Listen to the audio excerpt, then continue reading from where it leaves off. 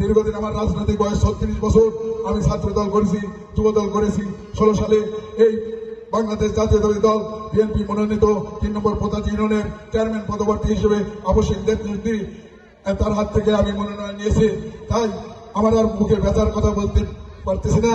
তাই আপনাদেরকে অনুরোধ করি, আগামী নির্বাচনে আমাদেরকে আমাদের সাদাতপুর এখানে আমাদের আরেকটি গর্বের বিষয়, এই বিএনপি প্রতিষ্ঠাতা বিএনপি পোতাচি ইউনিয়নের সম্মানিত সভাপতি গোলজার ভাই আমাকে একটা কথা মনে করে দিয়েছে, যে কথাটা না বললেই নয়। এই জিয়াউর রহমানের খালকাটা কর্মসূচি আমার এই সাদাতপুর উপজেলার মধ্যে এই গোলজার ভাই নিয়ে এসেছিল, সে এখনো বেঁচে আছে। তার হাত ধরেই আমাদের রাজনীতি শেখা। আর আমার ভাই তো দুনিয়ার থেকে চলে গেছে। এই আশা ব্যক্ত করে সবাইকে সুস্বাস্থ্য কামনা করে আগামী দিনে ধানের শীষের ভোটের কামনা করছি। এবং সেই সাথে বস্ত্র করতে আওয়াজ করছে, প্রতিজ্ঞা আছে,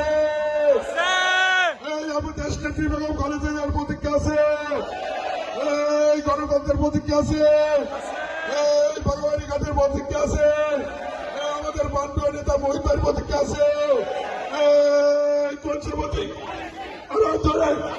জানিয়ে দেব 12 তারিখের নির্বাচনে বিপুল ভোটে সাদাতপুরে।